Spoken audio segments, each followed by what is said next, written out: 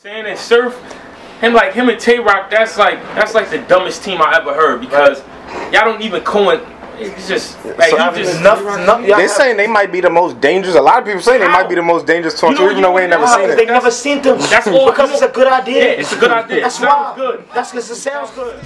Won't be the last champion. Still in the hood, a hood nigga, a champ, official. Yeah, man, yo, y'all right now are holding it down. Y'all created a culture within the culture with this 2-on-2 thing right now, man. Like, what? How long y'all been planning on doing this? Actually, this is actually before we battled. Like, you know what I mean? We had plans on doing the 2-on-2 thing. I mean, we didn't know it was going to get. I mean, as I don't want to say big as homo, but normal, but as we didn't know it was going to be this successful. Yeah. So, but it just popped off. Yeah, man. It's more so like when we did the first joint, I was in contract with URL, so I couldn't take no 2-on-2 no solo battles. So I told her, like, yo, I've been wanting to do this 2-on-2 with K-Shine, let's set it up for Don't Flop. Cause you know what I'm saying, Smack was like, oh, that 2-on-2 shit is whack, he wasn't fucking with it. So said, bet, I'm gonna set it up since y'all battling in Atlanta, take John and Sire Boy.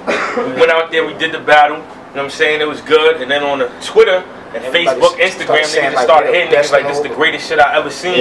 These niggas is crazy working together. I can't believe it. So I'm like, I looked at this nigga like, then fuck it, we might as well keep doing this shit if niggas like it. Yeah, take it to another level now. You see everybody trying to do it. Like you even see to the point where Wildin' Out, you see Conceited and Hitman is doing it on Wildin' Out. Yeah, I seen it with Snoop Dogg and all that. Yeah, I think that like tremendously. So like, I mean, as long as I really don't mind, I don't want to say like, oh we got it poppin', y'all can't do it, like do it, but just pay homage to who took that initiative and took that chance to doing this, you know what I mean? Because it could have been a flop. You know what I mean? So which one of y'all came up with the idea though to really team up together though? And it was kind of both of us. Yeah, like, it was like both was like, yo, let's do some 2-on-2 shit. Let's try to do that because I've seen it done before with Marv 1 and Question Cody.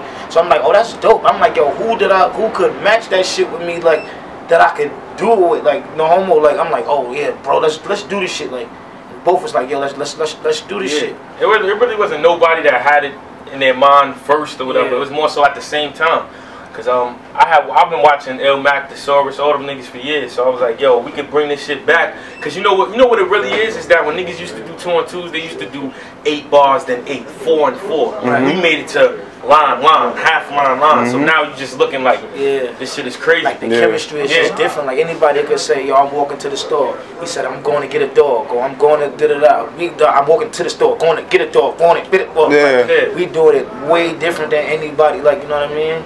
And y'all also add like different elements to it too. Y'all come with the costumes. Y'all really make it creative. Like I mean, like my whole thing with it is that it's more so like a one-on-one battle. It's still a show, but it's more so of a war of you testing your lyrical ability against the nigga in front of you. This 2-on-2 shit to me, it's like a play. Like it allows you to be creative. So it's like if we doing something so crazy with a costume and what he got on coincides to what I got on and what we rhyming about goes with it, you looking at it like these niggas is so in sync to everything that they doing. Like it popped off from the John and Sire Boy, but once we came out with the doctor shit and the that shit was crazy. That's when niggas started going like, oh nah, these niggas is on a different level. Yeah, that's a fact. Like, and basically, you guys like been doing this for how many battles? I got like already like 4 2-on-2s. Oh, 5 2-on-2s. John and Sire Boy, Hitman and Verb, Marv 1 and Question Cody, Chess and Steams, Bonnie and 40. Which one out of those 5 right there has been your most difficult one so far? I feel like none of them was difficult. Only one I personally feel like was difficult was the crowd in Detroit. Like, other than that, like none of our opponents was difficult to me. My personal opinion, I just felt like we had a tough time in Detroit because of the crowd. But when the footage dropped and everybody seen like, oh yeah, they were hating. Those were the comments that we were getting like oh, you guys won. The crowd was biased or whatever. But shout out to Detroit though. It's like no shade or whatever. But in my opinion, I feel like, you know what I'm saying, like it's a lot of battle rappers out. There was a lot of battle rappers out before me and Sean. So it's really hard for us in a one-on-one aspect to say, well, I'm the best battle rapper. Because there's so many niggas that brought different shit to the game. But as far as this 2-on-2 shit, I feel like we the best to do it. So I feel like the only way we going to lose is if we beat ourselves. Pause. Like if we go in there and don't fully prepared or come with some bullshit or slack, we'll lose. I mean, anybody will. And I feel like working with the bro is like really like enhance my hunger to some extent, because a lot of these battles we've been preparing nights before, like literally the night before. The last battle where we just shout out to Bonnie and 40, we smoked y'all, but that battle we did our round the day of, like our third round. We had like we kept counting, like damn, what time we gotta be there? 6 o'clock. Damn, it's 9 in the morning. Yo, we got like this amount of hours. Yo, come on, bro, we down to 7 hours. Yo, bro, we down to, and came up with the third round that was retarded that everybody loves. Like, nah, that's kind of crazy. Like, how do you maintain your focus though and not slip up and actually work with each other, right? And I mean, it's just so more of you gotta understand. Like, that's why I say we not gonna give niggas too much, because then you gonna have a bunch of clones out there. Yeah. You know what I'm saying? Like on the short note, it's just you gotta understand your partner.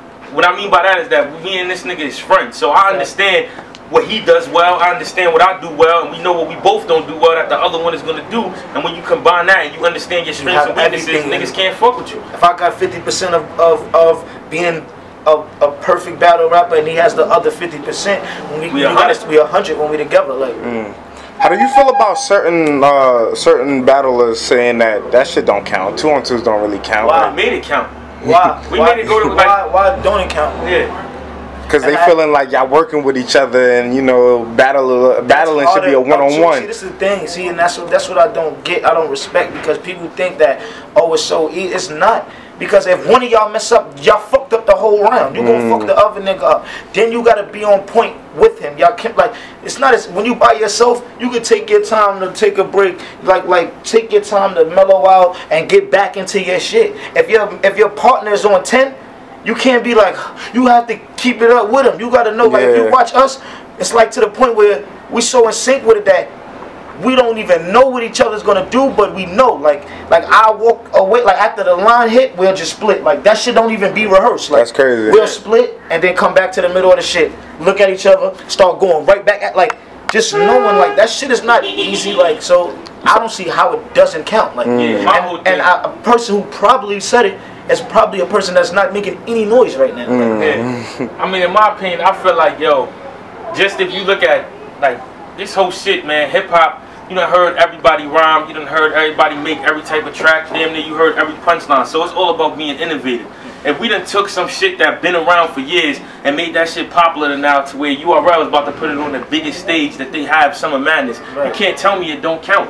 We done went to a female league headline over there. We done had back-to-back battles with niggas that's elite in the game, and we got everybody trying to do it. So once you got people mimicking and trying to be like you, it counts because it's being innovative. And personally, if the fans are satisfied, so I can honestly care less to what a person that's a competition like has to say. As long as I'm keeping my fans satisfied and being his partner, and he's doing the same for my fans, and I'm doing the same for his as a partner, because he can't let his fans down. I don't want to make a mistake and then his fans is let down because we lost off a mistake I made. You know what I mean? So as long as the fans are satisfied, I can care less what the competition feels like.